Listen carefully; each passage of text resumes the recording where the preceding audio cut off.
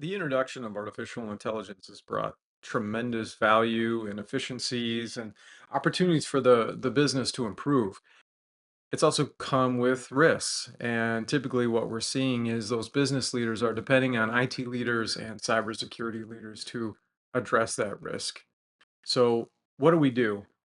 And unfortunately, a policy isn't enough. It's a great place to start and write down the shalls and the shall nots. But to really make an AI program successful, we need to take it one step further. We need to combine an artificial intelligence policy with some controls that ensure that we can back up what the policy says. So, in this video, we're going to talk about some AI security controls that you can put in to really do more than just create a policy, but really create a holistic AI governance program. There's really two things we need to focus on when we're thinking about building controls around artificial intelligence. Number one, we have to think about how users access AI. And the second thing that we don't want to forget about is how AI accesses data. Because at the root of it, data is currency. No matter if we're implementing a new third party vendor, contractors, employees, or what have you, it all comes down to data. And at the end of the day, that's what we're trying to protect. So that's what we need to be focused on. The goal here is to prevent losing confidentiality, integrity, and impact company reputation by uploading sensitive data to non licensed artificial intelligence programs. We can dive into these a little bit deeper, but we can see kind of summarized in this text that some of the risks are when employees and users upload data, especially company restricted data, to a non licensed AI platform, there's a chance that that data then becomes the ownership of that platform. And in that situation, it's almost impossible to get back or to ensure that no one else ever sees it. So we're going to cover three controls that you can put in to really strengthen your artificial intelligence governance program. Number one is going to be web URL filters. The second one is web category filters. And finally, secure access service edge. Web URL filter is probably the most straightforward, maybe something you have experience with.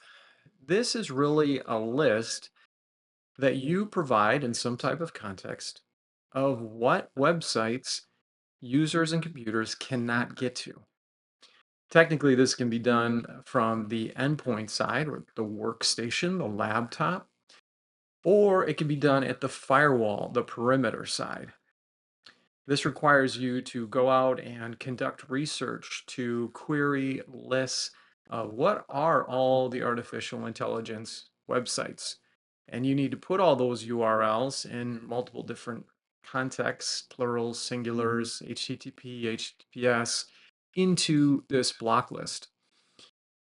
Then you're done if it's completed at the firewall or the perimeter side, but if it's done at an endpoint side, usually tied into a security agent, you need to make sure that the list is up to date, that endpoint's ingested that updated list, and that they're all running effectively. So you should complement this control with some type of validation test. An easier way to do this is with category filtering. And this is really great. Some of the large vendors have this. And what it means is instead of blocking each website, each URL, you can just tell the vendor, the security vendor, what category you want to block, and it will handle all the URLs that fall into that category. For example, Palo Alto has a solution in which you can do category filtering and tell it you want to block all artificial intelligence. That vendor then stays up to date with all the websites, all the URLs, and dynamically ensures they're all updated. And then all you have to do is supplement this policy with a statement of which ones you do allow.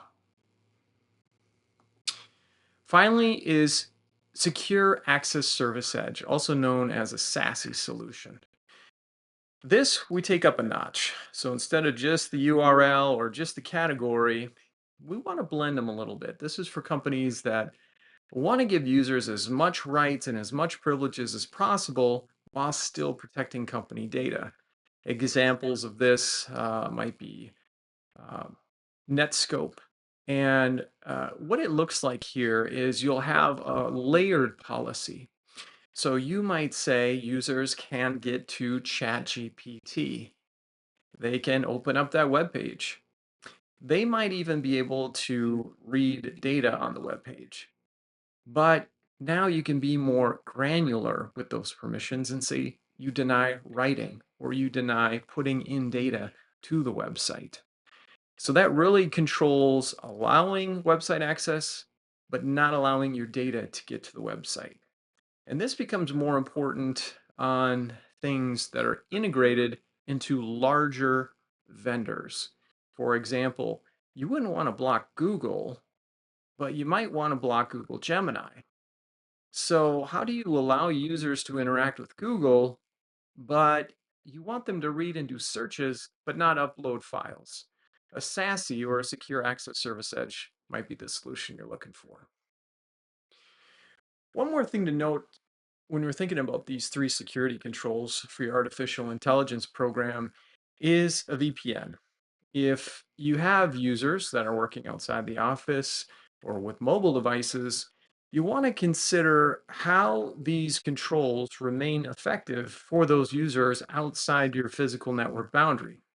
Sometimes this means deploying an agent to those devices, disallowing non company provision devices, and the other thing is, even if you have a virtual private network enabled or a VPN, you might need to change the policy so that all web traffic flows through it, and the web traffic is effectively being filtered by these controls.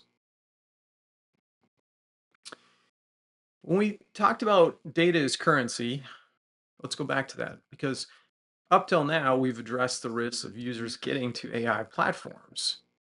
But let's pause for a minute and think about how AI platforms get to the data. And usually data is accessed through the user rights, and that user has rights to access folders, files, or maybe even a database. And when you're allowing provisioning access to AI platforms, it's a good opportunity to say, are we following a least privileged access program? Is it a good opportunity to pull back rights and remove access to restricted files, folders, repositories, or databases? Because by allowing access to AI, we're opening up the risk of losing some of that data to AI.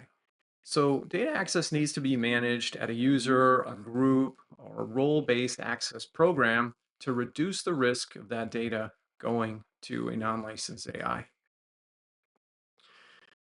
Lastly, think about visibility. If you don't have these controls in, you're going to want to start thinking about your program holistically and start to work with your reseller to budget for some of these tools. Ensure that the tools include some level of visibility. To me, visibility is security. It's where we start. Our role in cybersecurity is to make risk visible to risk stakeholders. If they want to change that risk or the level of risk, we're here to provide advice or a roadmap on how to do that. But it starts with visibility. And a good tool to have if you're implementing an AI program is one that can tell you what AI platforms are being accessed. And after you put in a solution, one of the three that we mentioned, it would be great to have some metrics that come out of a platform to show you how successful your program's been, how many websites are being blocked, and try to qualify that into some kind of risk reduction that you've been able to achieve through implementing these controls. So, again, artificial intelligence is here to stay. It can be a huge business driver, and we in cybersecurity want to enable the business to be able to use AI. But we're also going to be held accountable for bringing up and making the risks visible and helping the business decrease those risks. So, hopefully, these three controls are something that you can consider for your program. And hope that was helpful.